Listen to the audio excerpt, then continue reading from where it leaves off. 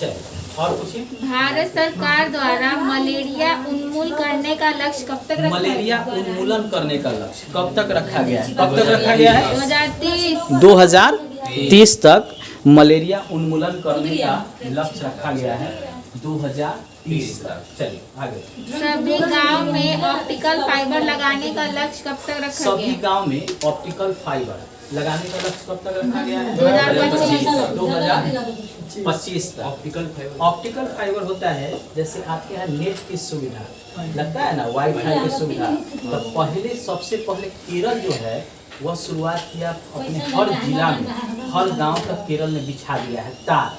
जैसे बिजली का तार बिकता है ना, उसी तरह केबल वाला तार। ठीक है, बिजली में आपका जो है जो कौन चीज होता है उसको क्या कहते हैं?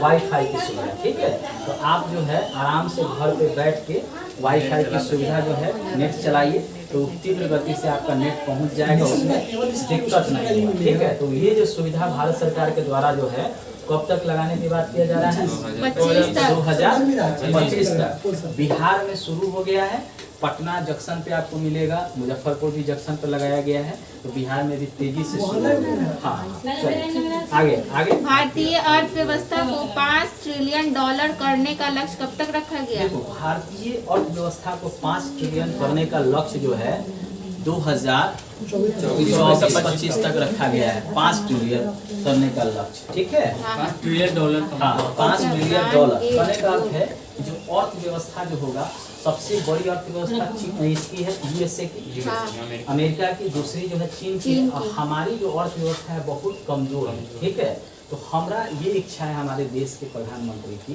कि हम विश्व में जो देश हैं उनमें हमारी अर्थव्यवस्था जो है कम से कम 5वीं जो है बन जाए। ठीक है, तो उसके लिए $5 ट्रिलियन करने का लक्ष्य रखा गया है। नहीं, दूसरा ठीक। चलिए ब्रॉड गेज रूट पर 100% विद्युतीकरण करने का लक्ष्य कब तक रखा गया? ब्रॉड गेज रूट पर, यानी जो रेलवे वाला जो रूट होता है उसमें बड़ी लाइन, छोटी लाइन, मध्यम लाइन। तो बड़ी लाइन है उसको 100% हम बिजली से चलाएंगे उस ट्रेनों को, उसके ट्रेन के इंजन को। उसका लक्ष्य रखा गया है। कब तक रखा गया है? 2023 तक।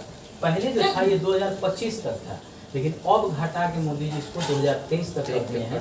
और इनका कहना है कि जो बड़ी लाइन है उसको हम पूर्णतः विद्युतीकृत कर देंगे और 2023 तक कहीं भी जो है वह डीजल इंजन से नहीं चलेगा, सभी जगह इलेक्ट्रॉनिक इंजन से चलेगा। ठीक है, आगे पढ़िए। मुंबई शहर को कार्बन उत्सर्जन करने का लक्ष्य कब तक रखा गया? हाँ, मुंबई शहर है, कार्बन उत्सर्जन होता है, तो उसका लक्ष्य कब तक रखा गया है? 2050 तक जो है करने का लक्ष्य रखा गया है। ठीक है, कार्बन मुक्त वहाँ 2050 तक। ठीक है, मतलब हम जो गाड़ी में जो वाहन चलता है उससे जो कार्बन उत्सर्जन होता है, कोई चीज़ जलाते हैं तो उससे जो कार्बन उत्सर्जन होता है, कार्बन मोनोऑक्साइड ये सब निकलता है, तो उसको हम समाप्त कर देंगे। यानी उस समय तक वहाँ भी सारा इलेक्ट्रॉनिक गाड़ी जो है, इलेक्ट्रॉनिक चीज़ जो है चलेगा, बिजली से उत्पादित चीज़ों से ही सारा चीज़ वहाँ चलेगा। ठीक है, हाँ, मुंबई शहर को भारत में कार्बन उत्सर्जन, हाँ, कार्बन उत्सर्जन करने का लक्ष्य, हाँ, करने मतलब समाप्त करने का लक्ष्य। ठीक है, वो किया गया है 2050 में। ठीक, चलिए आगे।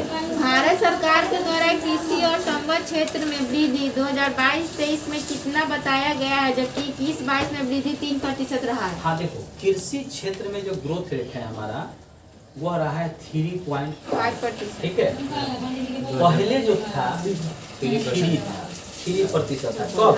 21-22 में, और 22-23 में जो है यह बढ़ के 3.5 हो गया है। अब आपके एग्जाम में कोई जरूरी नहीं है कि प्रतिशत ही पूछेगा कि पिछले बार की अपेक्षा वृद्धि हुआ है या कमी हुआ है? वृद्धि हुआ है। किस क्षेत्र में? कृषि के क्षेत्र, और उससे उत्पादन, उससे संबंधित उत्पादन के क्षेत्र में। ठीक है, अगर ये पूछ ले कि कृषि और उससे संबंधित उत्पादन के क्षेत्र में 2022-23 में कितना रहा है ग्रोथ, तो 3.5 रहा है। 2021-22 में कितना रहा है? 3% रहा है। कमी हुआ है या वृद्धि हुआ है? तो वृद्धि हुआ है। ठीक है, चलिए आगे बढ़िए। औद्योगिक क्षेत्र में 22-23 में वृद्धि 4.1% रहने का अनुमान है। ठीक है, 21-22 में यह वृद्धि कितना था? हाँ देखो, औद्योगिक क्षेत्र में जो विकास दर बताया गया है वह 22-23 में कितना रहा है? 4.1%। और वही 21-22 में जो है वह कितना रहा है? 10.3%। अब एक बात बताओ, वृद्धि हुआ है या कमी हुआ है? कमी हुआ है। अब बहुत कमी हुआ है, बहुत 6%। बहुत कमी हुआ है, क्योंकि 22-23 में कितना रहा है? 4.1%। 21-22 में कितना रहा है? 10.3%। यानी बहुत कमी इस बार उद्योग के क्षेत्र में देखा गया, यानी उद्योग के क्षेत्र में गिरावट देखा गया है, घटा हुआ है। ठीक है, तो इस दोनों को याद रखेगा, पूछेगा यहाँ से एग्जाम में। ठीक है, अगला क्वेश्चन। सेवा क्षेत्र में 2022-23 में वृद्धि कितना रहा है, जबकि 21-22 में वृद्धि 8.4 था। देखो 21-22 में जो है सेवा क्षेत्र में वृद्धि जो है कितना रहा है? 8.4%। और 22-23 में कितना रहा है? 9.1।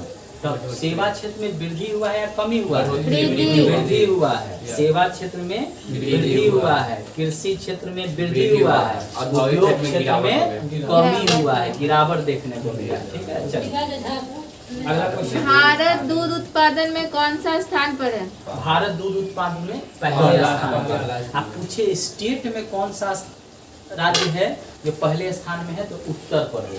ठीक है, पहले स्थान में स्टेट में पूछे राज्य में, तो उत्तर प्रदेश दूध का उत्पादन सबसे अधिक करता है। अगर पूछे कि विश्व में सबसे ज्यादा दूध कौन उत्पादन करता है, तो भारत करता है। लिख लीजिए, ब्रैकेट में लिख लीजिए उत्तर प्रदेश। ठीक है, यस सर। चलिए हाँ, उत्तर प्रदेश। अगला लिखिए। भारत इस्पात उत्पादन में कौन सा स्थान पर है? हाँ, भारत इस्पात यानी जो कच्चा इस्पात है उसके उत्पादन में कौन सा स्थान रखता है? दूसरा। प्रथम स्थान कौन रखता है? चीन। तो चीन, याद रखिएगा। प्रथम स्थान कौन सा? चीन। दूसरा स्थान कौन सा? भारत। चलिए आगे। मोबाइल फोन उत्पादन में भारत कौन सा स्थान रखता है? देखिए, मोबाइल फोन उत्पादन में भी भारत दूसरा स्थान रखता है और पहला स्थान चीन ही रखता है। ठीक है, आगे चलिए। भारत वैक्सीन उत्पादन में कौन सा स्थान रखता है? देखो, भारत वैक्सीन उत्पादन में जो है तरह तरह का वैक्सीन, खाली कोरोना ही नहीं, कोरोना से संबंधित ही नहीं, एड्स से, टीबी से, बहुत सारा जो बीमारी है उसमें भी वैक्सीन उपयोग होता है। ठीक है, बच्चों को हो जाता है बहुत सा बीमारी, उसमें भी वैक्सीन उत्पादन होता है, वैक्सीन का उपयोग होता है। तो सब में भारत का जो है वह स्थान हो गया है पहला स्थान पहले चीन का था, लेकिन अब चेंज हो गया है। अब जो है भारत जो है उसमें प्रथम स्थान पे आ गया है। ठीक है, अब भारत जो है वैक्सीन का उपयोग केवल भारत में ही नहीं करता है, जो कम विकसित देश है या विकासशील देश है, जैसे अफ्रीका में बहुत सारे देश है, यूरोप में भी है, आपका दक्षिण अमेरिका में भी है, और छोटे छोटे एशिया में भी है, तो वहाँ भी वैक्सीन का सप्लाई जो है भारत करता है, बेचता है। ठीक है, चलिए। भारत अंडा उत्पादन में कौन सा स्थान रखता है? भारत अंडा उत्पादन में जो है कौन सा स्थान रखता है? तीसरा। भारत अंडा उत्पादन में तीसरा स्थान रखता है। ठीक है, चलिए अगला question. Bharat railway Bharat automobile में कौन सा स्थान रखता है? कौन सा स्थान रखता है ऑटोमोबाइल में? तीसरा। ठीक है, ऑटोमोबाइल में भी भारत जो है तीसरा स्थान रखता है। चलिए आगे। भारत रेलवे नेटवर्क में कौन सा स्थान रखता है? हाँ देखो, भारत रेलवे नेटवर्क में चौथा स्थान रखता है। पहला स्थान कौन सा रखता है? यूएस, अमेरिका का पहला स्थान है, और भारत का जो है चौथा स्थान हो गया है। इसमें रेलवे नेटवर्क में। ठीक है, आगे पढ़िए। भारत मांस उत्पादन में कौन सा स्थान रखता है? और देखो, भारत जो है मांस उत्पादन में कौन सा स्थान रखता है? आठवां भारत मांस उत्पादन में रखता है। ठीक है, पहला जो है अर्जेंटीना है। चलिए अमेरिका है, यूएसए। चलिए। आरबीआई के अनुसार भारत का विकास दर 2023 में कितना रहने का अनुमान है? आरबीआई के अनुसार यानी रिजर्व बैंक ऑफ इंडिया के अनुसार भारत का जो है विकास दर 2023 में कितना रहेगा? 6.8% रहेगा। ठीक है, एसबीआई के अनुसार भी भारत का विकास दर कितना रहेगा? 6.8% और आईएमएफ के द्वारा भी भारत का विकास दर 6.8% रहने का अनुमान है 2023 में। तीनों याद कर लीजिएगा, एग्जाम में यही पूछेगा कि आरबीआई के अनुसार क्या, एसबीआई के अनुसार क्या, आईएमएफ के अनुसार क्या, IMF अंतर्राष्ट्रीय मुद्रा कोष। ठीक है, तो इसके द्वारा भी जो है 6.8%। चलिए आगे। वर्ल्ड बैंक के अनुसार भारत का विकास दर 2023 में कितना रहने का अनुमान है? वर्ल्ड बैंक, ठीक है, विश्व बैंक के अनुसार जो है भारत का विकास दर 2023 में कितना रहने का अनुमान है? 6.9%। 6.9%। 1% नहीं कहेंगे, इसको पॉइंट में कहेंगे, तो 6.9%। ठीक है, चलिए। एडीबी के अनुसार भारत का विकास दर 2023 में कितना रहने का अनुमान है? एडीबी बैंक के द्वारा जो है वह कितना रहने का अनुमान है? 7%। ठीक है, एडीबी का मतलब हाँ, एडीबी बताएंगे, इसके बारे में डिटेल से हम लोग करेंगे बात। ठीक है, चलिए लास्ट में आप बोल दीजिए जो आप बोलते हैं। क्या बोलेंगे? आप लोगों को वीडियो अच्छा लगा तो लाइक कर दीजिएगा और कमेंट भी जरूर करिएगा। इस चैनल को सब्सक्राइब करिए और अपने दोस्तों में शेयर कर दीजिए। धन्यवाद। लाइक भी जरूर। जो लोग देख रहे हैं, लाइक ऐसे 1-2 कीजिए। दिन में हम लाइव भी शुरू करेंगे। ठीक है, किसी भी प्रकार का दिक्कत हो तो आप मेरे कमेंट बॉक्स पर जाइए, कमेंट कीजिए कहाँ पे आपको और जानना है, तो उसमें हम नेक्स्ट वीडियो बनाएंगे तो डिटेल में आपको जरूर बताएंगे। जरूर बताएंगे डिटेल में, दोनों टीचर आगे बैठे। हाँ, ठीक है।